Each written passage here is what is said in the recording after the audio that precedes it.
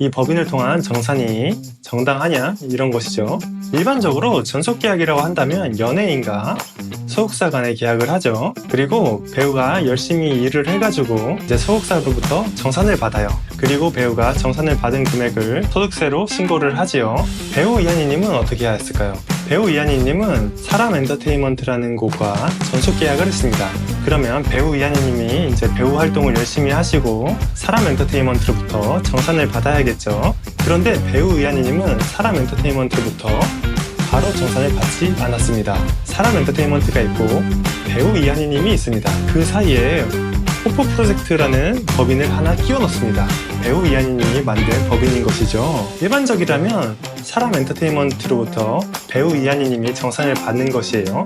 그런데 호프 프로젝트를 중간에 끼워 넣었다고 했죠? 호프 프로젝트가 사람 엔터테인먼트로부터 일단 1차 정산을 받습니다. 그리고 호프 프로젝트가 이한희님한테 2차 정산을 하는 것이에요. 안녕하세요. 세무회계 하원의 김회문 세무사입니다. 첫 번째 영상이 올라오고 배우 이준기, 조진웅에 대한 세무조사 결과가 발표되었습니다. 국세청이 확실히 칼을 들었다고 봐야 할 것 같아요. 지난 영상에서 두 가지 쟁점이 있다고 말씀드렸죠. 첫 번째 쟁점이 개인 법인을 세워 정산을 받는 것이 적절하냐 였어요. 저는 법인을 세워 정산을 받는 것은 충분히 말이 된다 라고 말씀드렸죠. 어떻게 보면 국세청과 이한희님의 관점 차이일 수 있어요. 그럼 두 번째 쟁점은 어떨까요? 두 번째 쟁점은 배우 이한희님한테 좀 불리하게 적용될 것 같습니다. 바로 호프 프로젝트에서 급여가 적정하게 지급됐는지예요. 즉, 이한희가 받은 급여가 적절한지입니다. 법인의 임원은 급여를 지급받을 때 여러 법에 적용을 받습니다.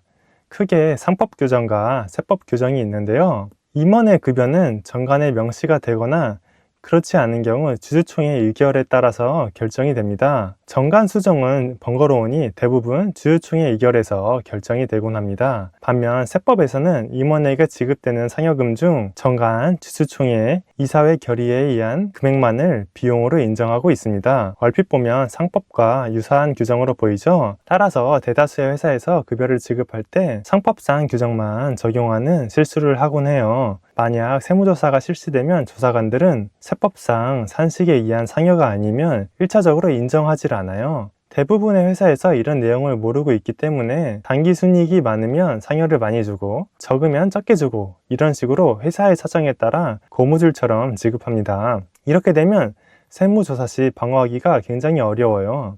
정리하자면 세법상 규정에 맞게 상여를 지급해야지 고무줄처럼 늘었다 줄었다 하면 안 된다는 것이죠. 그럼 배우 이한희가 설립한 호프 프로젝트의 재무제표를 살펴볼까요?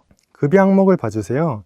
2021년에는 급여가 5.7억 원, 2022년에는 6.2억 원, 2023년에는 15억 원입니다. 2023년에 급여가 갑자기 늘어났죠? 제가 방금 급여 및 상여가 고무줄처럼 늘었다 줄었다 하면 안 된다고 했죠? 호프 프로젝트 급여도 2023년에 2배 이상 증가하였습니다. 물론 이 급여가 상법상, 세법상 규정을 모두 충족한 급여일 수도 있어요. 하지만 갑자기 이렇게 늘어나면 국세청 입장에서는 수상해 보일 수 있는 것이죠. 따라서 호프 프로젝트의 상여 지급 규정이 얼마나 정교하게 구비되었는지에 따라서 이번 세무조사 결과가 달라질 것으로 추정합니다. 물론 첫 번째 쟁점인 법인을 통한 정산이 문제없다면 말이죠. 어떠한 경우라도 모 회계법인의 컨설팅이 다소 부실하다는 생각을 지울 수 없습니다. 그러면 연예인 세무조사 어떻게 방지할 수 있을까요? 첫째, 1인 법인 사업자거나 소규모 법인 사업자분들의 경우 계약은 무조건 법인 명의로 하셔야 합니다. 특히 1인 법인 사업자의 경우에는 본인과 법인을 동일시하는 경향이 큽니다. 그래서 나도 모르게 개인이 계약을 하는 경우도 있어요.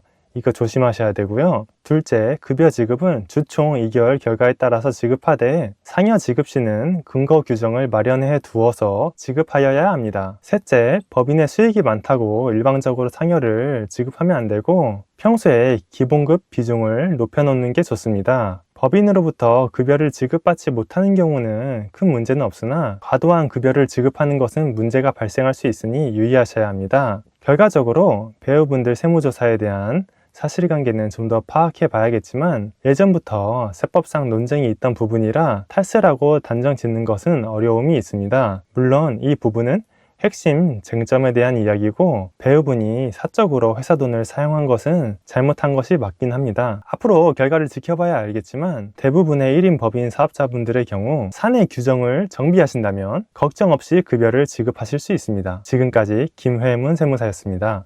감사합니다.